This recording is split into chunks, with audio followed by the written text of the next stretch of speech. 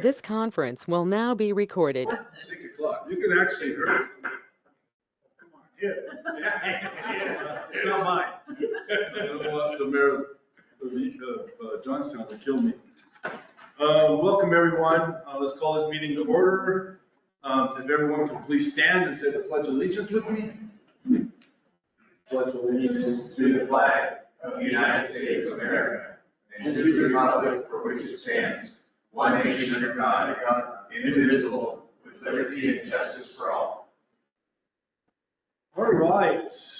Item number 2, public comment. Anyone in the audience will be given time to speak to an item on the consent agenda. Please ask for that item to be removed from the consent agenda. Item pulled will be then heard at the beginning of the regular agenda meeting. Members of the public will be given an opportunity to speak. All other items prior to the council action is being taken. So is there anybody in the room that wants to speak? Someday someone's going to do it.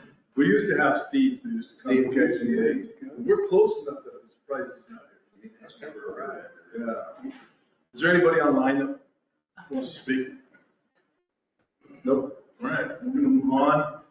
Close that. We'll go to item 3. Approval. We'll go to consent agenda approval of minutes from Lead Planning Agency for Air Quality NPO June 5th, 2025. With the group consent agenda. Second. First and second, all in favor? Aye. Aye. All opposed, same sign. Carries. Going to number 4. Air Pollution Control Division, written report. It's in your handout. Norfolk Rain Air Quality Program updates. Dina, are you on the? I don't see her in here. She's on. Okay. I'm online. Can you hear me? Can hear you. Wonderful. So we are smack in the middle of ozone season. I'm sure you all know that. So I'm going to just hit a couple of highlights in my report. The Air Division held an ozone reduction planning public meeting on June 4th. It was kind of a follow-up to one they'd held in May as well. But the interesting thing is they gave a different graphic that gave a little bit more detail about what's contributing to ozone formation at a specific monitor in the non-attainment area. Now, this is related to the pie chart that's in the report, and it's specific to Chatfield. And I know Chatfield is not in Larimer and Weld County, but the really interesting thing here is that, when you start looking at solving the ozone problem, you're looking at the biggest parts of the pie, right? And if you'll notice that blue part, that's background levels. Those are pretty much contributions that we have no control over or ability to control. Then when you also add into the mix the natural contributions and the fire contributions, I think that's a peach and a light blue. By the time you add into that, like 70%, more than 70% of what's causing ozone at that monitor is, again, outside of our control, whether it's outside of the state or global kind of things, or, events like natural biogenic emissions from trees and lightning or wildfire. Those are things we can't control. So we're really talking about solving the ozone problem with that remaining, less than 30% of, contributions. So for folks, continuing to trying to understand why is ozone so hard to address, we've addressed and made reductions substantially in Colorado, but there's a lot of what's causing ozone at the monitors that we just really can't do a whole lot about. So I just wanted to highlight that. We're going to get more information, more detailed information and updated information later this month on July 25th. The RAC is holding an ozone forum, and so at the bottom of the report, there's a link that'll take you to a place where you can register for that meeting. And they're going to give us from what I understand, we're going to get some new tools that help us look at specific monitors in the non-attainment area, and kind of does that same breakdown as what we just saw for Chatfield. And so we're going to want to look at that more closely, especially for, the monitors that are in your area. So I'd encourage folks, if you're at all interested and have time, to listen in to that meeting on July 25th. Okay. So related to ozone, the division with RAC have been working on developing a SIP to address our continued challenges with meeting or not meeting federal standards. So there's a rulemaking proposal that's going to be heard by the commission. They're just setting a hearing for that here in July, but the materials supporting that entire rulemaking proposal, including the SIP documents as it's going to be revised, and control strategies as they are incorporated into regulations, that is now posted on the Air Quality Control Commission's website. And so for folks, if you want to take a look at it, you can. A couple of highlights. I've just screened it because it just came out, I think, last week. And I could drop the link to where you can find that here in the chat as soon as I'm done talking. But one of the things is North Front Range MPO has really been interested in is the motor vehicle emission budgets. The budgets that they've talked about in public meetings are the same as your staff has shared with the division, and so we're not seeing any changes there, so that's a good thing. In addition to that, there was a bill earlier this year that passed. It was that Senate Bill 321. It does raise fees for vehicle emission testing, but it also talks about how to address high emitters, and especially vehicles that are not registered in the non-attainment area but do travel into the non-attainment area.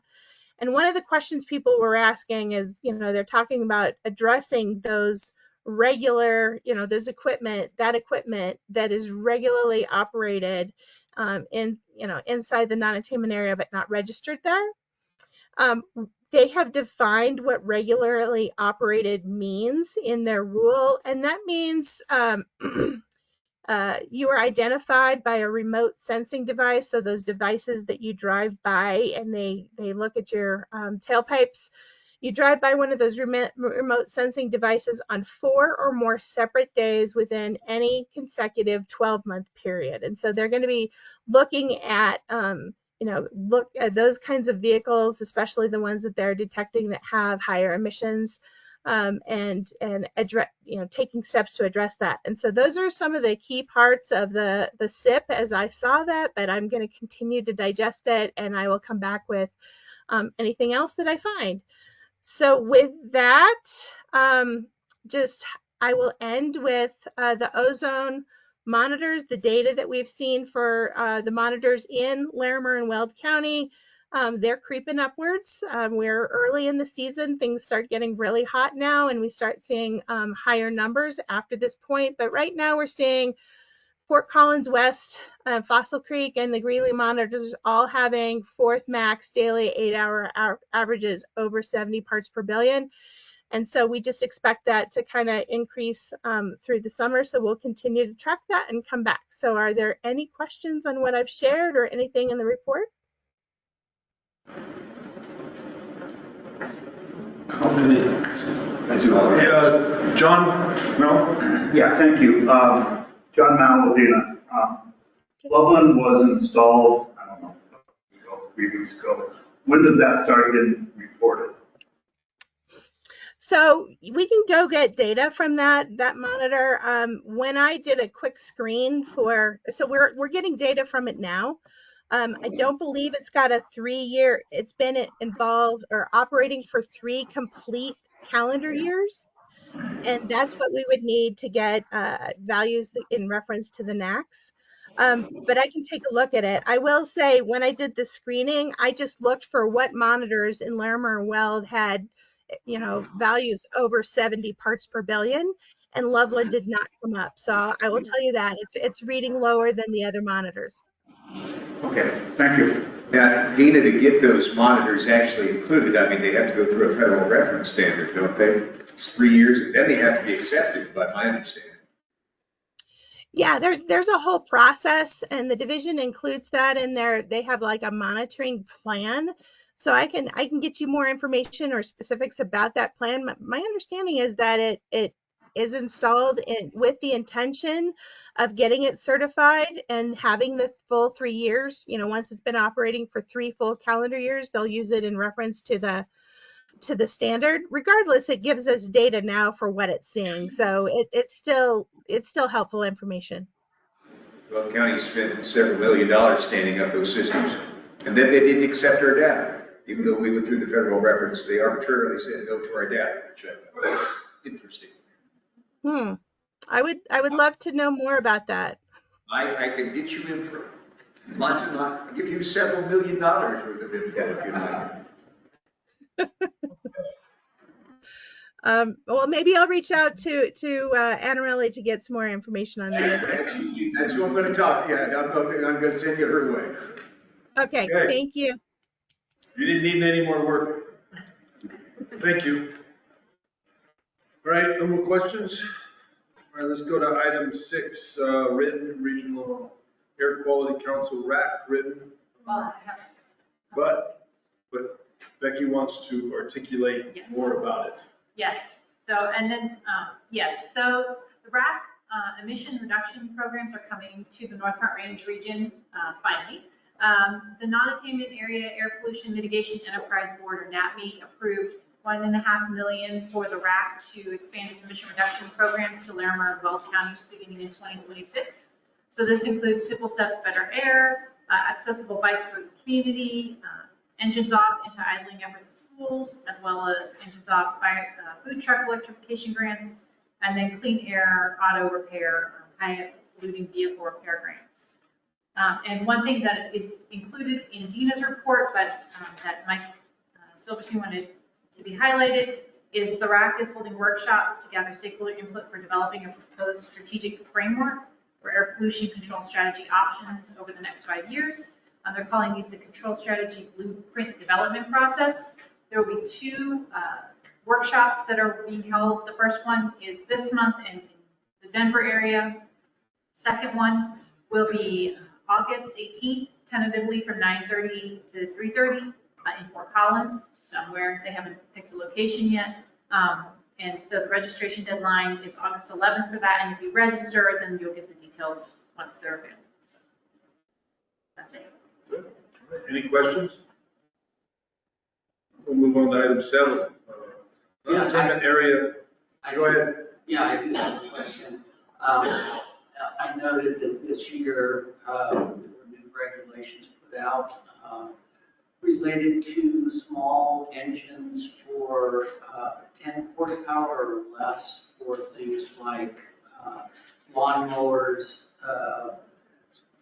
blowers, weed whippers, etc., that have to be electrified during, I think, June 1st through maybe, not sure if it's August 31st or September 31st, but for any commercial entity or government that works for a government entity, or a government entity that has their own landscaping crew. And my question, and I know in our area, there's delay. They pick their devices, but they haven't adopted them because there's, quote, a shortage. I'm wondering who enforces those regulations once they're in place, because they are in place now within the NFRMPO. Your chief. I'm just curious. So Dina just unmuted. Dina? So that's administered by the Colorado Air Pollution Control Division.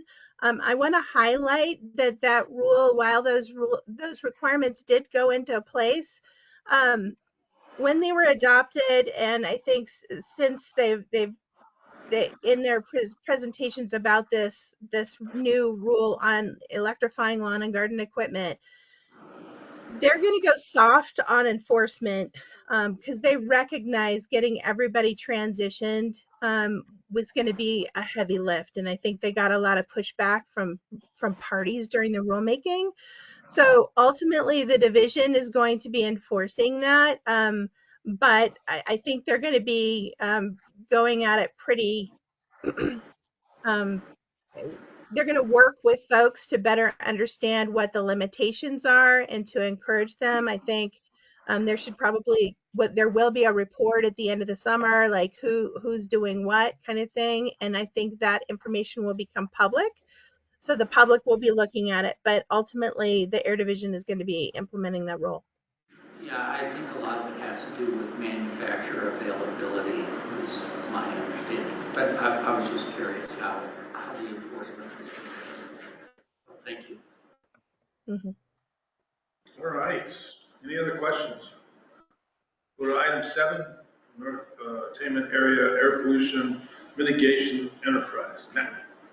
Yes, so at their June meeting, the NATME board selected 11 projects total, 10 to fully fund and 1 to partially fund with their first call for projects. 6 of these projects are within the North Front Range, 5 fully funded and 1 partially funded. So there was the really connected mobility hubs, the RAP program that I mentioned, because that's going to be in our area, Wells County Road 59 and County Road, Colorado 52 roundabouts, 2 in Fort Collins, 1 connecting North College and the other Taptoe Road. And then the partially funded project is Loveland's US 34, US 287 access projects. Awesome. And I heard Commissioner Stevens fought hard for our region, for the Greeley project and everything, so I appreciate her effort in fighting for us. Dan. Looks like we did pretty well for the North Front Range. All right, any questions or comments on that? Okay, let's go to item 8. Or from Chair, I have some good news that I want to share. We've been looking and interviewing for an executive director. We interviewed 5 the first time, got it down to 3. We did the interviews yesterday. There was 7 of us, I think. Tricia, me, Liz, Bill, Scott, John, and Cecil. I think that's the people that were there last night, right? I don't think I got that good of memory yet. So we went through the interviews last night. Staff also interviewed. They interviewed prior, then they came to us. We were there late last night. The selection committee did agree to, I think it was unanimous. I don't think there was anybody that didn't agree that we made a selection, and the selection is Elizabeth Relaford. So she will be, she's tentatively accepted. We're going through contracts now. We're going to be working through the contract negotiations, get that all done. I think our lawyers are reviewing it. And a big thanks. I know she's on the thing, and maybe she wants to say something, but Suzette was a huge support in this effort. She was retained by the North Front Range through a contract last year. She really went through the process with us and did a great job, as she did the last time. She got us great candidates to interview. Suzette, you want to say anything? No, I think you're doing a good job, and I would just say that the candidates that we did interview yesterday in person were all very well qualified. So it was, it was a lot to consider, and I think the council did a good job on sort of going through the process and figuring out who the best fit was. And it was very interesting. The staff and council all agreed. It was unanimous, even from staff to council. So that's awesome when you got the right person. So when you see Elizabeth, congratulate her. We're working on a process. She'd like to start. I talked to her today. She'd like to start on the 4th. Suzette right now starts. So we have to codify her position at the next meeting, which is the 7th, right, Suzette? Correct. And then she would like to start the 4th, but she's got to wait until we do that. But we might, I'm gonna work with Suzette, see if we can do maybe a special session, quick Teams call. Get everybody to approve it so we can get her started on the 4th. So she can come in on the 4th and start working with Becky to learn what Becky does for the meeting instead of waiting and going through it the next month. So I don't know what's gonna happen. It might wait till the 7th, but I'll be working with Suzette and the lawyers to figure out what we gotta do. So you might get an email for a quick 15-minute special session for ratification of Elizabeth, or if you don't see that, it will be on the 7th. Okay? Suzette will communicate with everybody. You see her, congratulate her. I don't know if she's on. She wasn't sure she was. She on? Her last free Thursday. Her last free first Thursday of the month. Taking advantage. She's very excited, and everybody else too.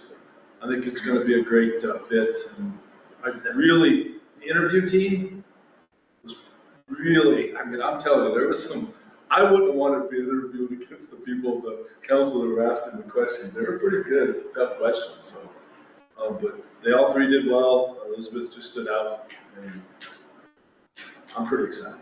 That's great. Local candidate too. Local, a lot of understanding and knowledge of all the communities. I think the team is gonna be strong. The staff that we got now. And we're full. I don't know if I've ever said that since I've been on council. Yeah. Could be the best yet. Could be the best yet. All right, that's all I have. Next item, 9, Executive Director. Yes. So I have 2 things. The MMOF reconciliation that I mentioned last month, we held a work session at the June TAC meeting, and we need to have another one, at least one more, to talk through with CDEP headquarters and region staff, as well as TAC members, to figure out which projects can be either removed or delayed or funded in some other way. So we'll be talking through that. So hopefully we'll be bringing something to council next month. It really depends on how that discussion goes. And then speaking of staff, the new modeler will be starting on Monday, July 15th. Then we will be closed. Cool. There are no more offices. That's it, that's all. Thank you, Becky. Any questions for Becky?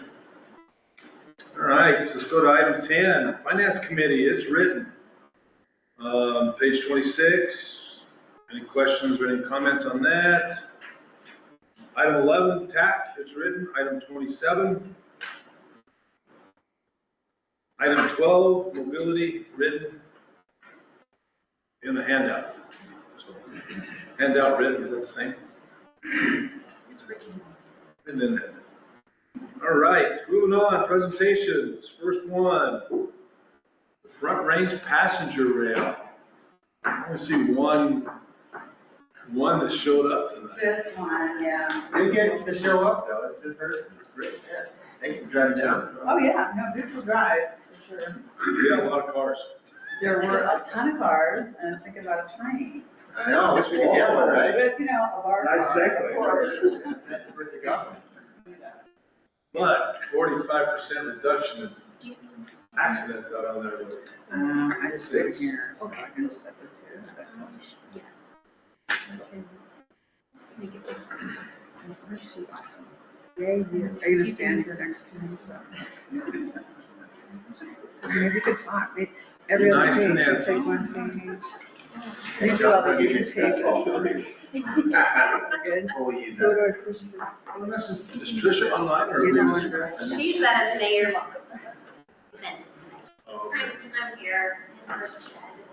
Well, you could have come up here and sat with us. Yeah. That was so weird. Should I come? I was like, come on up. I'll come up. Okay. You're never. Oh, yeah, that's what I can see those, no? No, you guys don't really You come. can come up and sit right next to me. Sorry, I thought I was fine. We grab a chair. Yeah, I would have. Come on over on my side. She fills in for Tricia when she's out. Gotcha. Come on over here, we'll sit it over here. Mayoring. Trying. Squeeze one more in. Yeah. Yeah, this is her second one. I saw her sitting in the back and I'm like, guys look so official. Well, we typically just official. She wanted to sit by me. Well, I'm Can I probably get a doing chair too? better than Will. Oh, boy. All right. Are you ready? Nancy, are you ready? I'm ready when you All are. right, hit it. Okay, thanks. Well, good to see you guys, and I'm glad to be here to just give you a brief update on Front Range Passenger Rail. My name is Nancy Burke. I'm the Director of Communications and Outreach. We're a staff of 3 right now. It's a little crazy, but there's been a lot of just movement on a lot of different issues, and so I'm just going to tell you what's been going on. Is that me?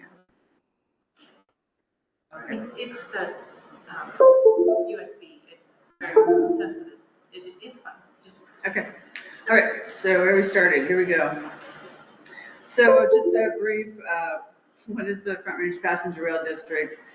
In 21, it was created by the legislature to plan, finance, construct, and operate intercity passenger rail. It is the largest special district in Colorado. There's 24 board members. Should we dance? Okay, thanks. And it is one of the largest special districts in Colorado, spanning 13 counties from Wyoming to New Mexico. And it is also in statute that the district can go to the ballot for funding the service and also has the authority to create station area improvement districts. Let's go back. I want to show you, these are the stops. There's 9 stops that have been set right now, but joint services, I'm going to tell you about that, and there's 3 more coming. So the reason, part of the reason that, we're looking at Colorado and we're stuck in traffic for a couple days out of the year on average, and it's expected that Colorado will have more people moving here. I know that has slowed some, but I looked it up just recently, and Loveland's one of the big draws and up here, so still moving and shaking, so that's great. So 8 hours of daily traffic congestion. The price of time and fuel is an issue, and so just providing another travel option is something that we'd like to do. So here's a few benefits that we came up with on, just these second option to travel on the train. It's going to be stopping per federal regulation through the FRA, the Federal Railroad Administration. All the stations need to be in economic centers, high activity areas. And so this will help people go to see their doctor, to, a restaurant, education, other key destinations, just to have kind of a more walkable place to stop the train. Job creation is one thing too, both skilled and unskilled workers. An investment of $1 billion in public transportation supports about 36,000 jobs. The local economic impact, it's great for stops because station areas, because people get out and they'll spend money. It's about, the average they're saying is like $51 per person. I'm thinking it might be more. That's just a few drinks, isn't it? That's just one hamburger. Yeah, there you go, one hamburger, whatever. So that does help the community, and another increase in your sales tax base. So that is, let's see, sustainability and safety, I should go there. Reduce pollution, we were looking at 6 to 10 trains a day. With joint service, we're looking at probably 3 round trips. But as it increases, supply and demand comes, there'll be more trains, and that will help mitigate congestion, take, air quality, keep it where it needs to be, and highway congestion will reduce, and traffic crashes and fatalities will go down. It also helps with local emergency personnel, equipment, and reduces maintenance costs. And sadly, not every town will have a station. But you know what I found, just especially for Will? I found this map. Yeah. And it's from 1890. And it is just, all the stations. Yeah, it's amazing. So, starting with one backbone, we can always add more. That's the whole point. But there are statutory directives to implement intercity rail. So intercity rail service is different from commuter. Intercity regionally is about 10 to 25 miles between stops. Commuter is a lot closer and more, so intercity is a little bit faster. And that's another directive too, is that intercity passenger rail needs to be competitive with automobile travel time. And also the walkability, we talked about that. So we talked a little bit about this too with job growth and, skilled and unskilled workers, congestion. But the transit connections is something we're really focused on. So when you stop at a station, well, the last mile, how do you get to wherever you're going after that? So we're working with folks to see if we can do shuttles, microtransit, whatever that is, there's opportunity for businesses and folks to be able to get where they're going. So this is just a quick overview. It's kind of cool. We're starting on existing freight track, and so that saves us a lot of time. And so that should expedite the service start time instead of having to go and get leases and easements and all that stuff. So this is kind of a neat little deal, working with the host railroads on what that looks like. Now, because we are passenger carrying the most valuable of all freight, if you will, we want to make sure there's a lot of curves out there, the grade, make sure there's sightings to make sure that, we have reliability on timing, that a train can pull over for the other train coming through.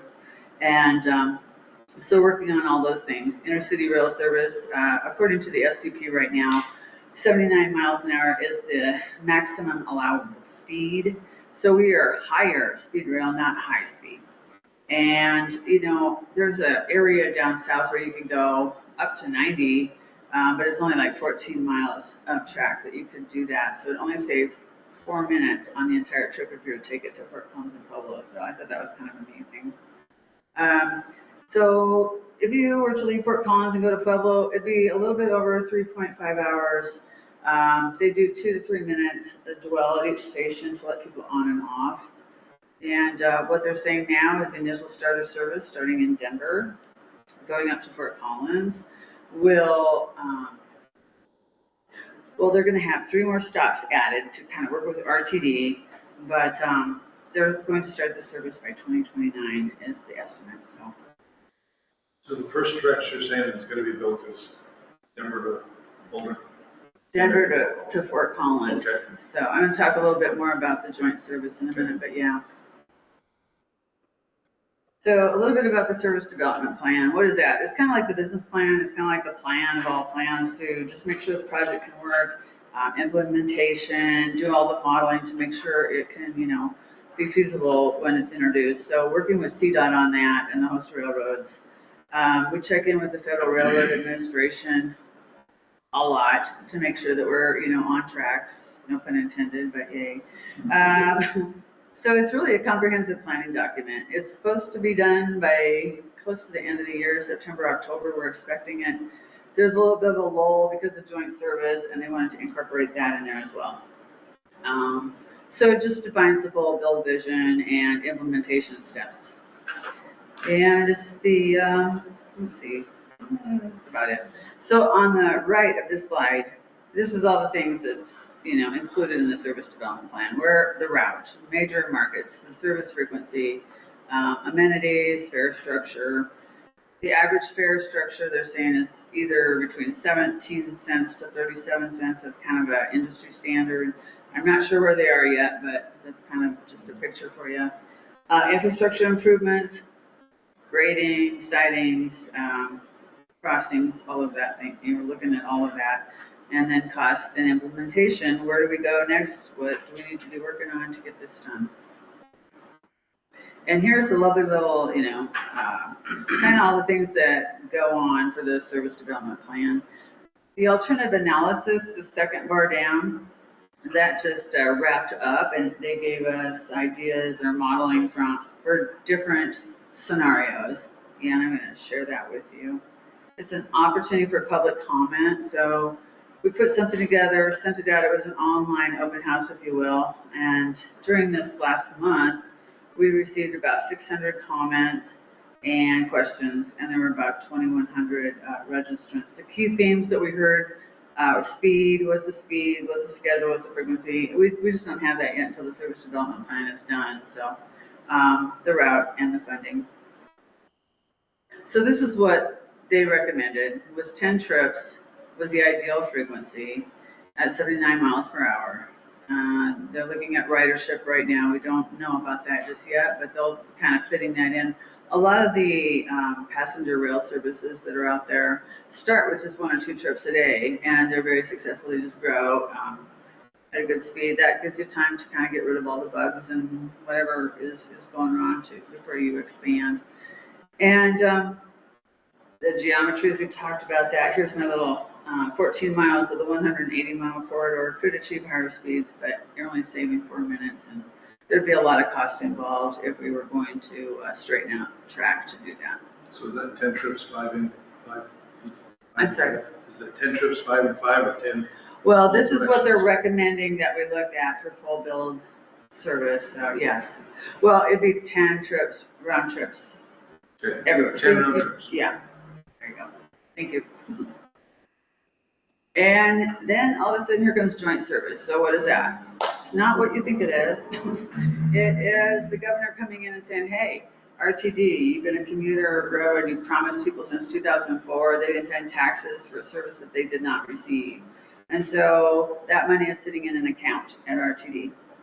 And so maybe there's an opportunity to work together and leverage resources, and there's stations out there. Maybe we all work together and see what we can do. So that's kind of where we are right now.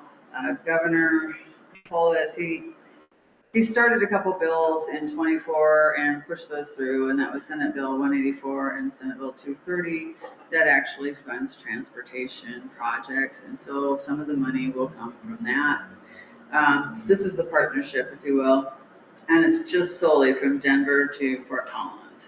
So the partnerships are the governor's office, CDOT, CTE, CTIO, RTD, and us.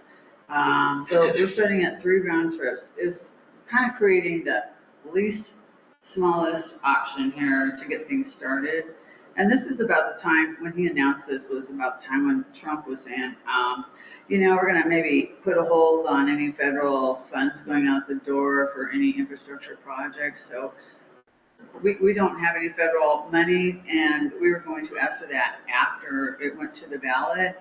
So here's Polis going, okay, I think we can do it with what we have here. So the state was going to put in about $850 million as a starter fund. He recommended that RTD put in $100 million from that account that has been, holding the taxes that have been paid, and then an annual, I think it's $30 million going forward after that. Now these all have to be voted on. It's not set yet. I'm just kind of telling you what the talk is out there, and then money from those 2 bills. So that's kind of the gist of it. But, just in June, just a couple weeks ago, everybody has signed an IGA to say we will work together. And the next step for this joint service is to start looking at the financing and who's going to be, putting money in for what. So that is basically what joint service is. Here's kind of the, information from each of the joint services on the right. So that's just kind of the combo, if you will. So when RTD was looking at trains going up and down, they had trains coming one way in the morning and then the other way in the evening. So that's kind of the 3 daily. I questioned that, but that's what I've heard. And then we were looking at 6 to 10 round trips a day, but this is full build from Fort Collins to Pueblo. And then joint service would be kind of a hybrid, but it's the starting phase for Denver to Fort Collins. And so we'd have 8 stops, because when we're working with RTD, they already have some stations out there that we could use. And then what does that look like to work with them and give folks that have been paying taxes for all these years, there you go, you kind of get your train. So that's what's happening, and by 2029, they expect it to be running. And where are we going? Down the track. Okay, this is next steps. So we're waiting for the service development plan for the full quarter that should come late fall. We'll be doing stakeholder briefings, public input. NEPA is right on the heels of that. So that's an environmental study, and to go to communities where the train passes through and look at any impacts to the communities. And then we'll be working, we are working now with Fort Collins and the Loveland Station to get the plans up for that. And then there's BNSF, and working with joint service, they wanted to work with one entity, so that's joint service, and then the financial plan, like I told you, so. That's basically it in a nutshell. Here's an email address if you have any questions. Happy to answer any now if you like. I'm going to start. When are you guys planning going to the vote? Well, that is Mountain Rail, that's Governor Polis's from Union Station on up So they're to. not going to do a Front Range Passenger Rail ballot initiative in 26? I don't know, because of joint service kind of coming in, the board is right now sitting down to decide when do we go to the ballot, what's best, what do we need to do now while joint services is rolling, so That's our next. that's our next meeting. John can tell you more.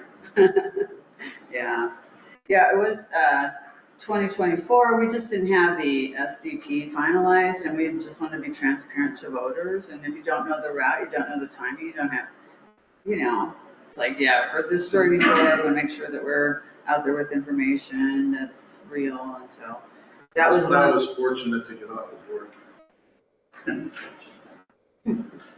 Anyway, Good, when he says unfortunate.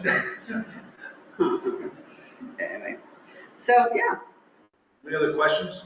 No question, but some of the, I think the negotiations with BNSF, now that the IGA has been signed by the different organizations, that those negotiations with BNSF, I think will go quickly. Well, relatively. When was the last time anything with a railroad with big agencies? Well, the thing is that BNSF has been much more open to negotiations than, and they even actually, to each one of the 5 organizations sent a letter of support asking for this IGA to be passed so that they could get on with this. And I believe that they are coming to the table with an open mind, ready to do business. That's my personal opinion. But having spoken with BNSF officials for probably the last 20 years, over the years, they have always been open to doing passenger rail along this line. So once those negotiations are, then the funding piece of it that's going to happen at least through 29 will be determined, and then I think that'll really kind of need that, define yeah. what kind of a ballot measure you're going to have to be able Yeah. to do the full bill out. Yeah, and there's been talk too about maybe waiting until after 2029 to go to the ballot, because there's proof in the pudding here now, oh, it is real. Yeah. And I think we need that, so, yeah. I have some questions, or a few questions. So with this joint service, that would mean a train would hit every stop, there wouldn't be a express train? There isn't right now, but also I can't really tell you that for sure, because, you know, they just signed the IGA. Sorry. You're never gonna invite me again. So, you know, there's been talk of that, and I haven't heard anything. You know, It seems right now that the idea is to hit every stop along the way. That's right. Okay. It's hard to say, well. That's where I was told we couldn't be in because legislation wouldn't allow more. And now, So, you're right, and you're right, because of the classification of intercity rail, but we've been working with people and we got it checkmarked that this would be okay, because we wanted to make sure we still have the ability to apply for federal funding as Yeah, intercity rail. right. Yeah. to be clear to the council, that's why I resigned. I thought that was deeply unfair, that we still were excluded, even though Louisville, with losing population, will be larger than them in 3 to 4 years. Still are excluded. Yeah. So with the secondary stop program, I just kind of wondering, I know you're the messenger, I'm not trying to be. That's cool. But, is there still a secondary stop program? I'm talking to Chair Nevitt, and he said, so if anyone builds a platform on their own dime, FRPR will show up to provide multi-billion-dollar service for free. You know that's not how it works, Will. But what I was talking about is the secondary catchment areas, which we did do a study on. Did have Berthoud in there, have Louisville in there. But now they're pulled up. I don't know if Chair Nevitt just forgot that there's a study on this, but he's saying that we can't pay to be in a later phase. So There has been so many changes that, I thought I knew how to pivot. I really know how to pivot now. I mean, so I just can't tell you because these guys are going to get together for joint service. They're going to talk. They're going to look at the funding, how much it's going to cost. We don't have a lot of money because we're not going to the ballot for joint service. It'd be for the whole corridor. So you really can't go to the ballot twice, so I guess you could, but That's the problem, to go to It the is. ballot twice and ask all voters to just allow Bertha to get stopped. But we're asking right now that we would pay for our own. It's pretty much a win-win, but there's just no response. we're pivoting. Well, we don't know, but maybe, it's just interesting. So, yeah. You know, I think this is deeply unfair. I'm black, loving, Long Mile, the $59 a day, I'm sure is true. But for us to pay this and not receive anything, Well, it's kind of what happened to our city. maybe I'll help you build braille like at midnight. I think you got to inform the chair, that's how it works. If you're advertising a secondary stock program, there's got to be a way in, otherwise it's just smoking. Yeah, I haven't heard that term in a while now, so, it's hard to say because it was whole or corridor, and now joint service comes in, everything's focused on that, and how to implement the IGA and get together, what are the standards, that was a lot of negotiation, and there's more to come. A lot of focus is going right there. So, No, they have 3-minute public comment period. I actually got it in on time and we cleared it up, but they did not let me speak, but it was an accident. So I was trying to speak at the last meeting. They didn't allow me. But I'll be there just about every meeting They until didn't? 2029. You're supposed to be able to speak. They changed the rules now, take 45. Well, if you need anything, just call me, contact me. I'm happy to do what I can, and, Secondary stuff, you need a station. Okay, I will I won't take go there that. until this happens. Thank you. Thanks. He's gonna sit right Maybe there. John's out with a stress ball. You might need to. All right. All right, well, Any thank other you, guys. questions? Yeah. Now, Will's tuned her up pretty good. Is there anything else?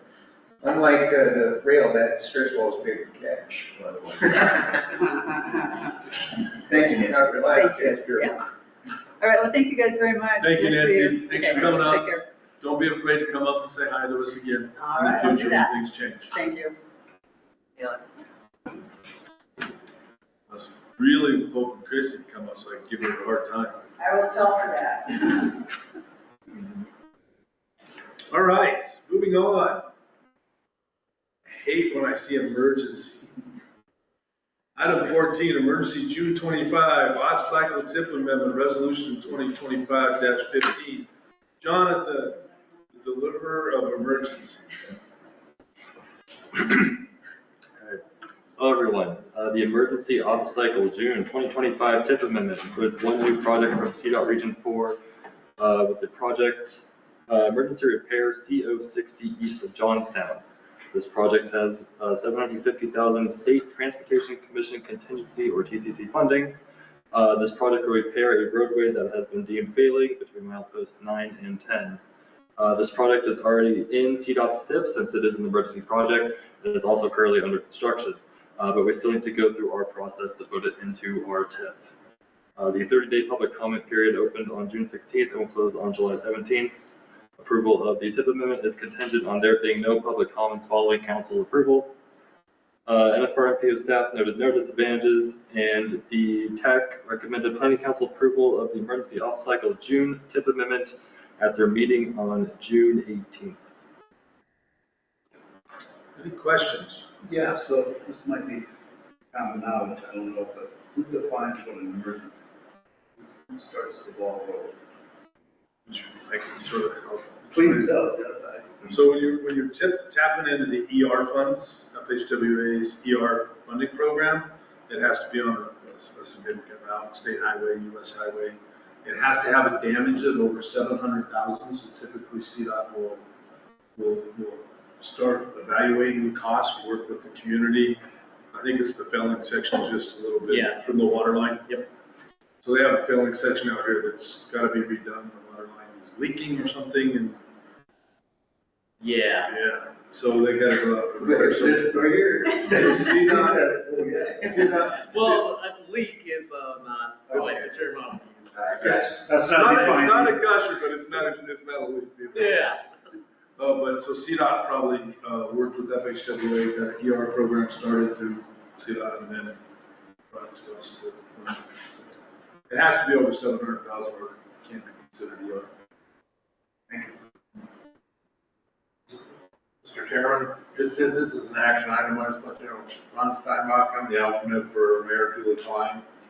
So I'll be voting for Tom Windsor. You'll be what? You need another chair. I just wanted. You guys gotta speak up when you walk in, so I Well, I can. thought you were gonna do a roll call. I've never been to a meeting before, so. I just make sure I got a quorum to move on. Just wanted to let you know I'm here. Welcome. Thank you. Any other questions? All right, all in favor of would someone want to read this in? We Motion. have to move to, yes. Mr. Chair, I move we approve resolution number 2025-15, the North Front Range Transportation Air Quality Planning Council approving the emergency off-cycle June 2025 amendment to the FY 2024 through 2027 Transportation Improvement Program. I'll second. Got 2 seconds, I'll have to take, I don't know which one I'm gonna take first. We got first and second, all in favor? Aye. All opposed, same sign, passes unanimously. Johnstown's getting some money.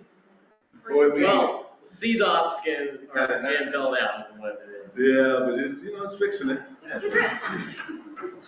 It's not our trip. All right, we're going to go to discussion item number 15, 2025 Coordinated Public Transit Human Service Transportation Plan. Aaron. Hello, guys. Sorry I couldn't be in person tonight. Michaela, could you allow me to share the screen? All right, does that work for you? Yes. Okay, cool. Okay.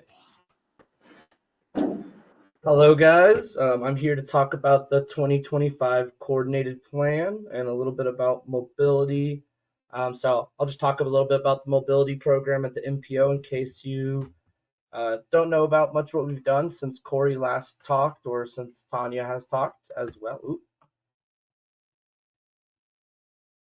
And then I'll talk about the 2025 Coordinated Plan.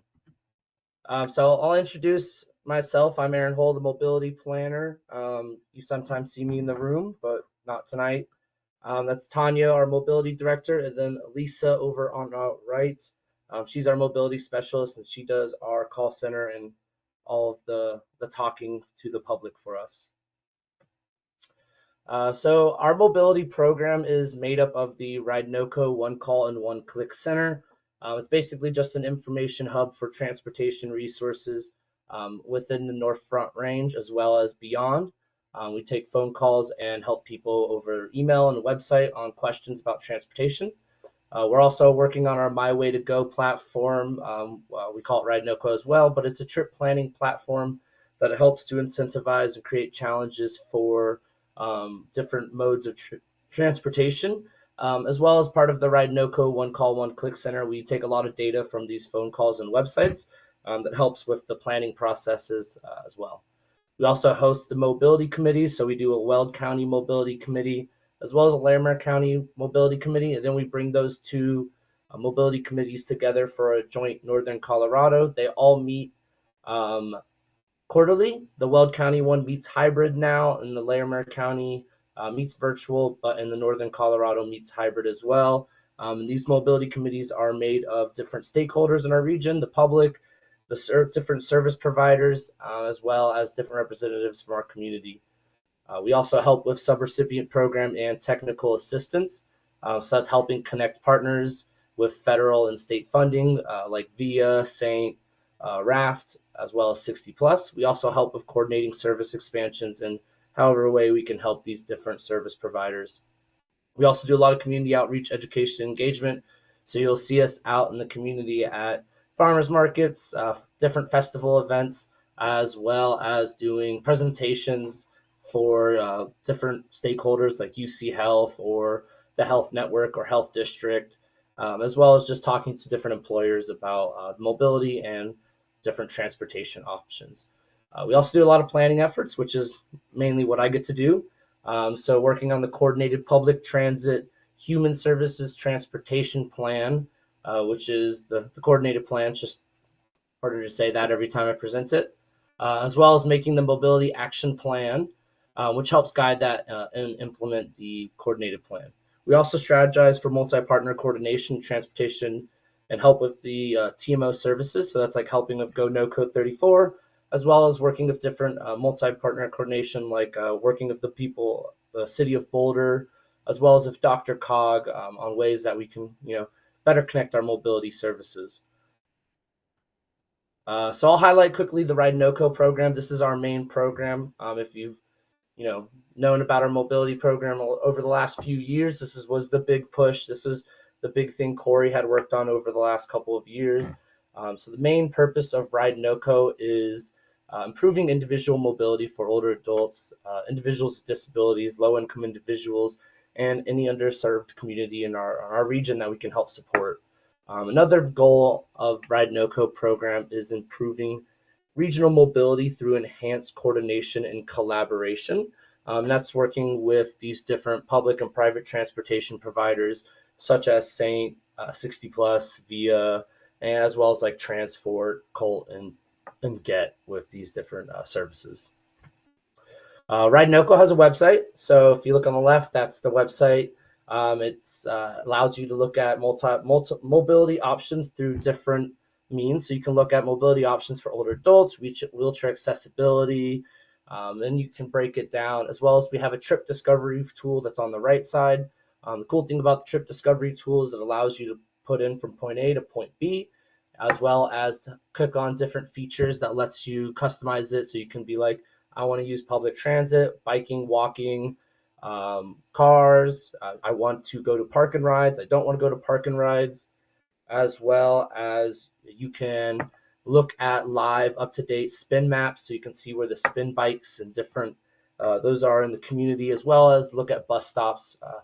The website is also mobile friendly.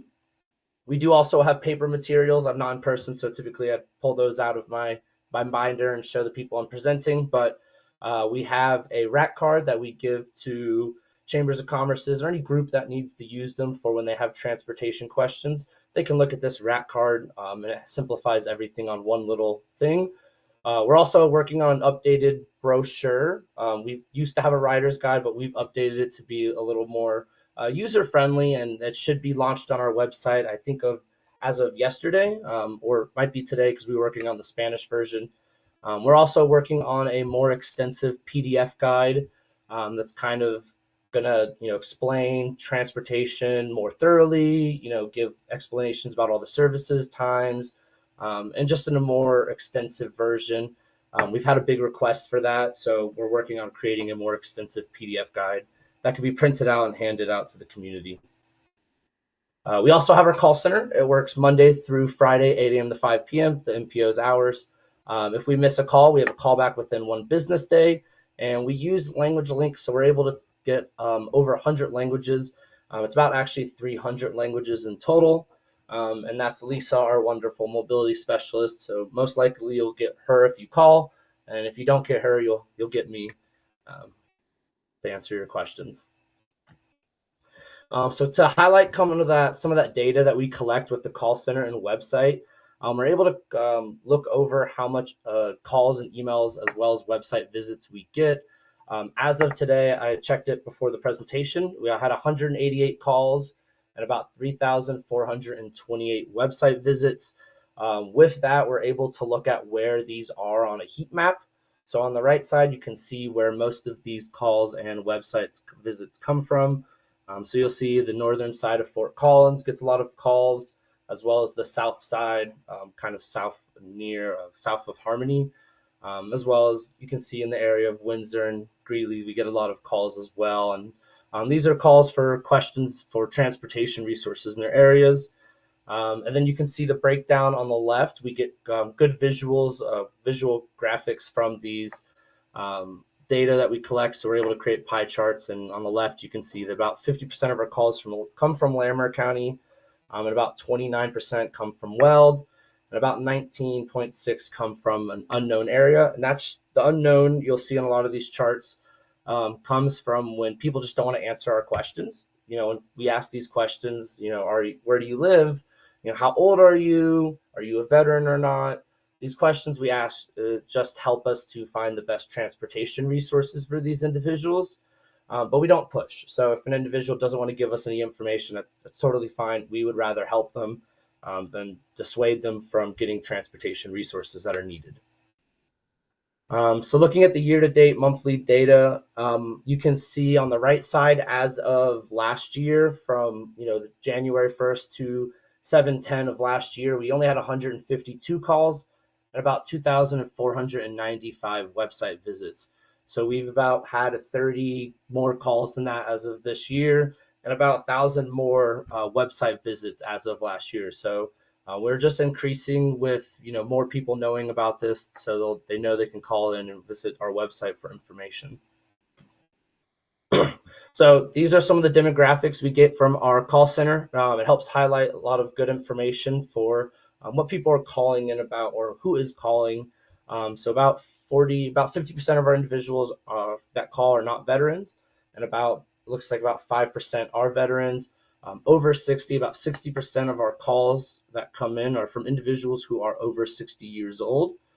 And then about 99% are from English-speaking individuals, but we're also trying to see how we can reach out to more non-English speaking individuals to help get this resource out more. And then you can see where the city calls come from as well. So about 28% of our phone calls come from Fort Collins, and then 22% from Loveland, and about 14% from Greeley. And then it breaks it down more to the other cities in our region as well, 5% Windsor. And then trip purpose is always important to know. So 50% of our calls come from medical needs. So that's individuals need to go to the doctor or for other medical purposes. And then after that is 16% is miscellaneous, which could be, just wanting to go bowling or going to the senior center or doing something that's social. That's what falls into that category. So we get a lot of calls for people who want to just go out and socialize. And then after that, it's how to get to their job of employment at 9%. So going into the 2025 coordinated plan, a little bit about the background of what it is. So this plan is a strategic plan for coordinated transit mobility in our region. It's updated every 4 years. The NPO started doing this plan back in 2007. It was updated in 2011, 2013, 2017, and 2021. As well. And this plan sets up mobility for older adults and these other communities I've talked about. It helps set up project priorities for mobility for the next 5 or 10 years. And it does allow for these projects that are written into this plan to be funded through 5310 funds. An example of a program that was funded by 5310 funds was Ride NoCo. So, there's a lot of process that went into the Ride NoCo program, but as it came to be, by putting it into these plans, it helped get it where it was. And the 4 parts of the plan are analyzing existing conditions and options, evaluating socioeconomic and ridership data, identifying mobility gaps, and then strategizing for these improvements to help with these mobility gaps. So to highlight some of these existing conditions and demographics that we highlight in our plan, so the 2023 older adult population, we look at the older adult populations when we do this plan. The NPO region has about 549,000 total population.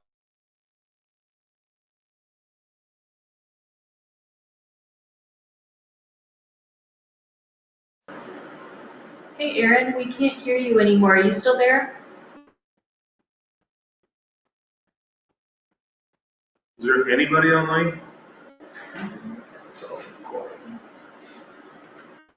can hear you still. Was that you, Aaron? No, that was someone else. No, that wasn't me. The percent of total population is 18%. We're not seeing your screen anymore. No? Or maybe that's on me. It says I'm sharing still. Can you unshare it and try resharing it for us? Yeah. Okay. Does that work now? Yes, thank you. Yeah, I know. Okay.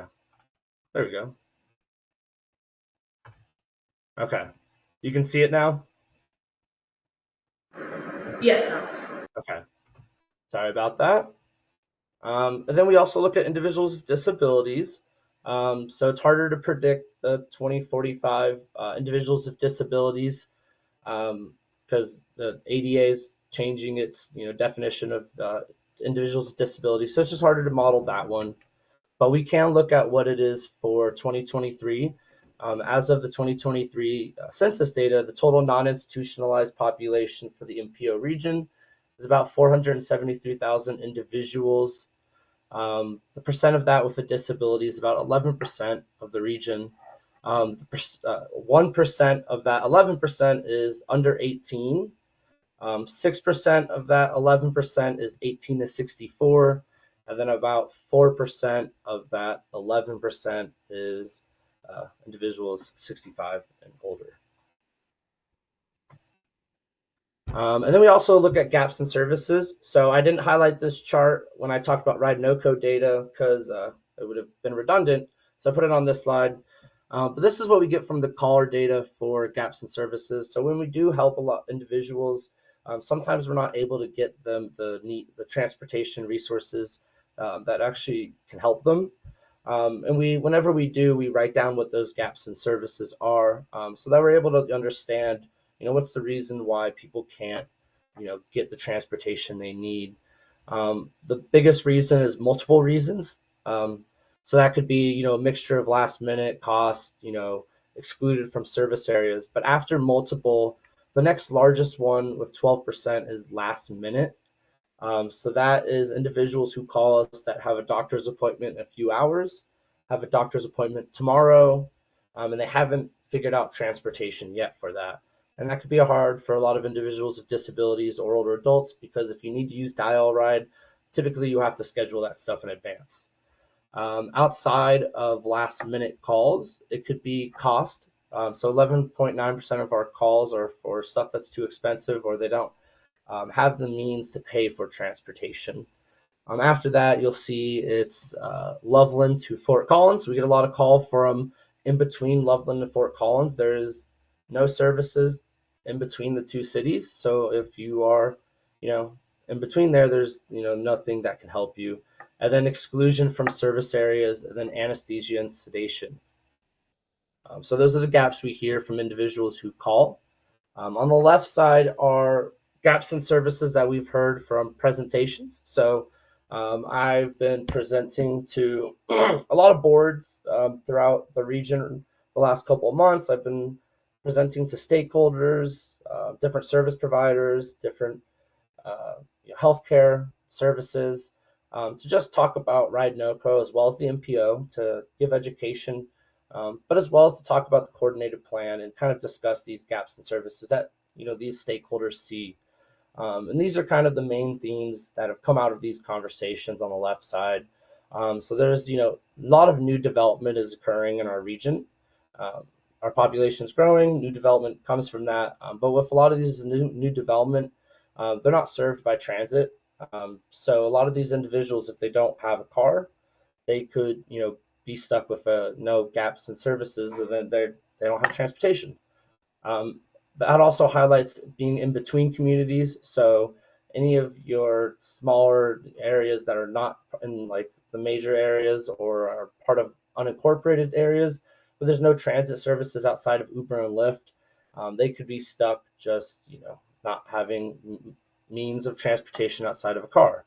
Also, a lot of the rural areas need support. We get a lot of calls from the more rural communities, and those individuals need a lot of help as well when it comes to transportation.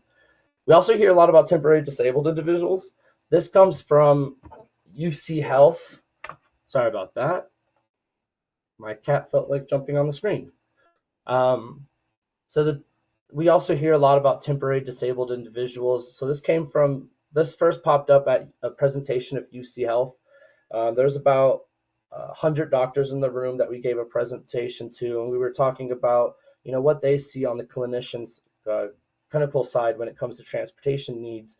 And their biggest issue is, when individuals go to a doctor's appointment that requires sedation or anesthesia, when they leave, sometimes those individuals don't prepare for transportation, and the hospital can't just release them on the streets. That's a liability.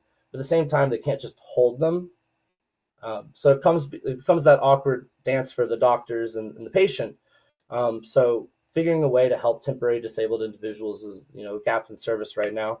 But also that could be an individual who broke their leg, on a skiing accident or biking accident, and now they can't get to work, and they're out of work for 6 months, and that's another individual who needs help. That might just be temporary disabled. That also leads into affordable transportation. So if you're stuck in, one of those issues above as well, you might have to use Uber and Lyft. And I think if anyone's used Uber or Lyft in the room, they know if it's during the wrong time of the day or if it's snowing out or there's not enough drivers on the road. Uber or Lyft can be 2 to 3 times the normal price. They're able to surcharge based on demand and supply, and that could just make transportation not affordable for a lot of individuals. We also hear from our service providers that funding is limited. So service is limited, via Saint, 60 Plus, Raft, all these volunteer driver programs would love to expand and help everyone. I think, we would all love to help everyone, but funding is limited. So that creates, these services being limited to what they're able to help with. And then lastly, awareness and outreach. So we get, a lot from these presentations that I do. I hear a lot that they didn't know about Ride NoCo, or they didn't know about the Poor Express. They didn't know about United Ways 211, or these different services. And just with more awareness and outreach, us going to these, giving presentations, going to stakeholder meets, talking to stakeholders, we're able to educate the community and help them learn more about the different resources that they have. So touching base on some suggested ideas, I only have a few more scheduled board meetings in July and August, and after that I'll wrap up talking to a lot of boards and stakeholder groups. But these suggested ideas have come out of presentation and conversations. So volunteer pool program. So this idea came from a grassroots group in Larimer County called the Transportation Solutions Group, which meet to talk about how there could be a grassroots way to help with transportation. And the idea is, why can't there be a centralized location or website for individuals who want to volunteer and give other people rides and help in their community? Another idea was a medical chaperone program. So creating a volunteer medical chaperone program to help with individuals who are temporarily disabled with transportation. An emergency fund program, so creating an emergency fund for individuals who need one-time trips when no other resources are there to help them. We can at least get them an Uber or Lyft and help them get where they need to go that one time. An Earn a Bike workshop, helping to provide more adaptive bikes to the community to help with other modes of transportation for these older adults and individuals with disabilities, and also teaching them how to use these bikes and how to properly take care of them, as well as how we can expand Ride NoCo and optimize it to be better and keep it going in the future. Creating more extensible principal guides, creating an app for Ride NoCo, expanding its TDS system to include more public and private service providers outside of the 4 that we have connected right now. I do have a public survey up right now. It's on the website, on the QR code and the handout. I do have a bunch of handouts that I give to all of the individuals that I present to, and I've gotten a lot of good responses so far. And then lastly, I did present to TAC in June. So I'm just introducing the coordinated plan. I'll be back in November to get it adopted and read for the first time. But just going right now, I'm getting a lot of outreach and feedback for the plan. And some of the TAC comments that came from that meeting highlighted the importance of equitable streets and helping the older adult population in our region. Another topic that came out of the TAC comments was more education, outreach, and awareness is needed to get this information out there. So just how can we do more outreach? As well as suggested maybe there's a way for us to reach out to developers to see how we can help talk with them to help with development during the development process to ensure that older adults and individuals with disabilities are thought of, as well as how could we use policy to better support mobility for these different underserved communities. So those were the comments that came out of TAC for the coordinated plan. And then now I can answer any questions you guys have, or have any feedback or gaps or ideas. All right, any questions? That's a lot of information. Yes, very thorough, thank you. I see no one. I have some actually, I'd like to also email. Technical stuff. Yeah, Bertha wants to be a part right now, though. Just trying to merge RAPT and NPO came down to help us with our transportation summit, but as you guys know, RAPT is a Bertha nonprofit for seniors and disabled, and then we have our Bertha Bats shuttles, which is for everyone. We're trying to just combine the two, which is very tough for the government and nonprofit working together. So we're trying to get on the same specs as the software, but we'd love it now. We're just thinking, why not just have Ride No Go take us over so the lane would go to Ride No Go? How we fund that and whatnot. So, but I think I'll just email it. That's awesome. Yeah. It's good to know. Anything else? All right, thank you, Aaron. Thank you, guys. I will. We're going to move on to item 16, North Front Range NPO 10-year priority list, scoring workshop number 2 follow-up. That's you. That's me.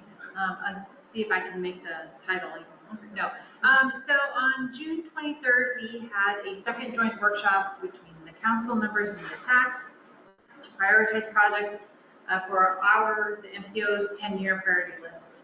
So during the workshop, we did 2 separate exercises. The first one was to prioritize the corridors. So they're listed here in the order. We did a voting exercise where you can see in real time the rankings. And so these are the rankings that they fell out. So US 34 is the top ranked corridor of the 6 priority corridors, I should say. So US 34 was the top, State Highway 392, then I-25, then 287, then 14, and then 85 at the bottom.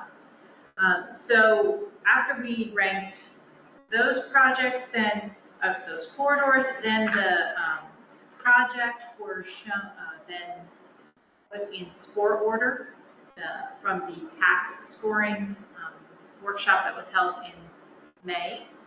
And so what is on if you could go to the table.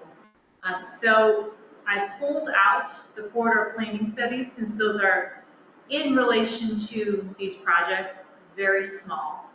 These are about $1 million or so. So I have them pulled out at the top and they're shown in ranked order to different studies that are there. And then within each quarter, so you've got 34 here at the top, then 392, then 25, 287, 14, 85, and 34, and then 25. And show the projects within each of those ranked corridors by the scores that they received. With US 34 and West Canada 17 being the highest score project overall, so you see that there at the top, and then at 93, and then you've got the lowest scoring project of all is also a US 34 project, which was 37. So this is what came out of the workshop. I wanted to ask council members what they thought about this. Is this more in line with what everyone was thinking it would be, how it fell out? Is everyone happy? As you can be with this list? Has the tax seen this? They have not seen this since it happened after the TAC meeting. So, yeah. But this is just discussion. So if everyone is happy with that, we'll take it to TAC. I'm thrilled with the outcome and we'll have to hear what TAC has to say. Any other comments? Questions? Good talk, yeah. I mean, like I said, it is just having to do, it's not ideal, but. Well, if everybody's uncomfortable, but everybody's sort of comfortable, that means we did a good job. Okay. If there's no other questions for Becky, and she will take it back to TAC, and TAC will have the discussion. I'm sure they'll all be the same feelings we are. I'm not confident about that one. Yeah, but I think it's gonna work out for us. Then this will come back, where we Yes. have to take action on this. I don't know that we need to do a resolution, just an approval, so yes or no. Okay. All right, we're gonna move on. Item number 17. It's 14. No, 17. I flipped it.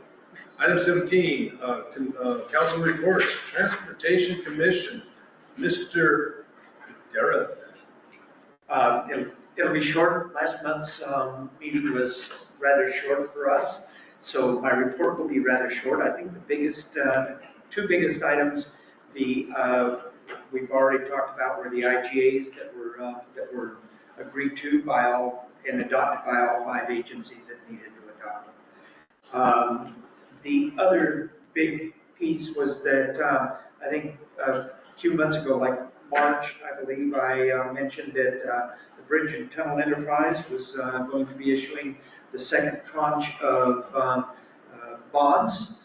And then I think along about May, I reported that with all of the unknowns within the market, we were actually unable to sell the bonds. We had gone out for $225 million bonds. The markets kind of did their thing there with all the uncertainty over the tariffs and so on and so forth. And then we came back in June, and believe it or not, we were able to sell the bonds. The only problem is that it ended up costing us an additional $22 million in interest. And I sat there when I heard that, and I, quite frankly, thought about the fact that we could have used that $22 million to fix the bridge on 287 in Loveland there to flood-proof it, but we won't do that. But we will end up with the $225 million. The difference is that it's going to cost us now an additional $22 million in interest. And that's it. Unless some of you have questions, I'd be more than happy to answer. Any questions, Commissioner? Not anticipating any big things. I just got the agenda today for next week's meeting, and it's all pretty bland stuff, eye-opening stuff. Yeah, good luck on that one. I miss those meetings. All right, we're going to move to number 18, stack. Liz. We did not meet the holiday and all of the changing schedules, so maybe next month I'll tell you more things. Next item is number 19, the I-25 Coalition. Mr. James. I raced down there last night after our interviews for an executive director. I appreciate Evan kind of handling it there at the beginning because of his hard work and the encouragement of others to have a conversation with NATA, the North Area Transportation Alliance. We formalized, what would you call it, Evan? Just a letter of agreement to work together, more or less. Yeah, MOU, whatever you want to call it. With the folks in NATA.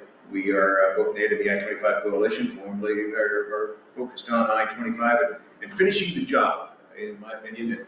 As I share with the Transportation Commissioner, we need to finish I-25. There's great advocacy to do it there. We also sent a letter of support of CDOT Region 4's submission to the 10-year plan that we were on there. So we were happy to provide that to Heather and her crew at Region 4. Good turnout last night. There continues to be a lot of energy around the corridor, and even though part of it is finishing up, at least up here in the North Front Range NPO part, the coalition continues its advocacy on the entirety of the roadway, and looking forward to speaking up a lot on segment 4 and finishing the job. Next regularly scheduled meeting, we're meeting quarterly now with the Finance Committee meeting monthly. Next quarterly meeting of the broader coalition will be in October. First Wednesday in October. That's my report, sir. Awesome. I would just say, don't forget 14 and 20. Where? No. Right, any questions for Commissioner? Moving to US 34. Klein, are you on the call? Proxy. Oh, Proxy, do you have something to report? No, I do not. It seems to me she said that there wasn't a meeting or nothing happened. Importance. You keep that. Right, there was a meeting and nothing happened. Good report. Thanks for the fill. Thanks for coming. You nailed it. Item 21, Colorado Transportation Investment Office, CTIO, it's written. Item 22, Front Range Pasture Road District, I think Tricia and John, but. That'd be me. Trisha's not on the line. I'm not gonna add anything to what Nancy gave. That's pretty detailed. A lot of unknowns yet, obviously. But brought us up to speed pretty well. Plus, I don't think Will could handle it anymore. How bad? How about it? Need another stretch goal? Yeah. You're right. So that's it. Thank you. Any questions? John? I do have a comment, Councilmember Mallow, an excellent representative. I just would encourage Councilmember Canonico, just as it was flipped on me that I represent the whole district, that you guys do too. And there's a significant community that is really being ignored, so any kind of vocal on that really helps. Got it. All right. Item 23, host council. Tell us about the small, large, medium drizzle. Well, thank you everyone for being here and making the trip down. As you know, Johnstown is in a unique position. We have seen a lot of growth in the area, and with that, we are verbally speaking at the crossroads of being a major crossroads in the region. So with that, we have a lot of roadways planned, and we'd like to ask for your support with it. First of all, being High Plains Boulevard. I see that being a major corridor in the coming years. Same thing with Colorado Boulevard and Highway 60. And can't forget the success stories that we have out there with the Northern Front Range. So we received a grant of $4 million for the Trail Project. The DIA Mobility Award was $342,000. Carson Boulevard and Highway 60 with a $4 million grant. And then the Colorado Boulevard realignment, which is the roundabout that's going in. We received $1.6 million, so I want to say thank you everyone for that. These projects reflect our values of collaboration, care, and forward-thinking, and I want to thank the Northern Front Range Metropolitan Planning Organization for the diligent work and for the council members here. Johnstown really is a community that cares, and we definitely care about traffic. More and more and more traffic. Yeah. They care more and more. No more emergency. Maybe. Find out. Any questions for Councilmember? Thanks for having us. Thank you. Yeah, Thank you, everyone. nice place. I would love to see Shields, but it sounds like they have a little bit of electricity. Yeah, a little bit of an electricity problem. If they would have hired me, it would have been. All right, any questions? Thank you for the food. And man, whoever, I've got to figure out where you get those Rice Krispie treats. It's Chiba. You know, I've never seen those at Chiba. They're there. You What's can always that? get like a big wall too. I mean, there's like 16 different kinds over there. All right, with that being said, I call this meeting to close. Thank you for coming. I think we got it. Got out early.